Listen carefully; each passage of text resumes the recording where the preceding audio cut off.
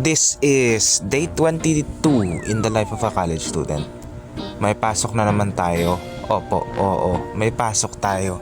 Napakarami nating gagawin ngayon. Marami tayong papasukan, marami tayong gagawin, maraming bagong classroom at mababago rin ang ating mga teacher na makikita.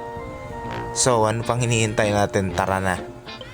Tayo magta-transport, mabilisan lang yan dahil marami tayong gagawin today. Hindi kagaya ng magulang at ang madulang o kung ano bang mabagal na araw dati. O, pagbaba natin ng tricycle, dadiretso na tayo.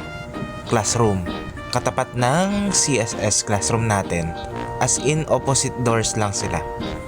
Ang bago nating class ngayon ay yung Purposive Communications. Weird pero, I'll roll with it. Purposive communication ang tawag sa bagong subject natin.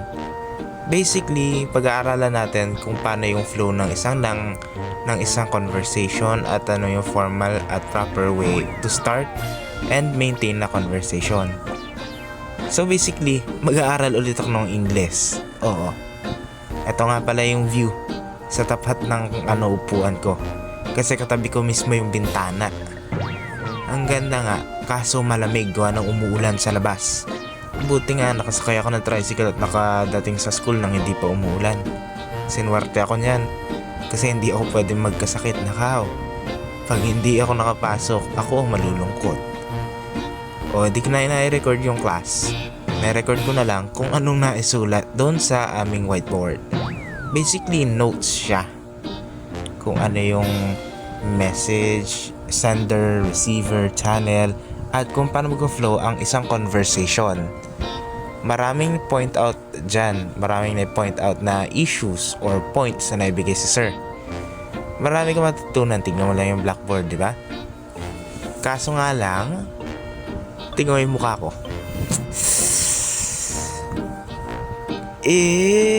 Alam ko yung konti dyan, napag-aralan ko yung iba dyan pagdating ng grade 12 ako. Pero yung iba, niche or bago siya para sa akin. Kaya kailangan natin makasanayan yung mga bagong tinuturo. Dahil hindi naman pwedeng alam natin lahat. O, lilipat na tayo ng classroom. So, natapos natin ang Purposive Communications class. Lilipat na tayo sa National Service Training Program class. Ito, nasa second floor tayo kaya may balcony na nakikita. O, diba? Ang ganda. Straight lang yung nahalakarin natin. Pasok na tayo agad sa classroom.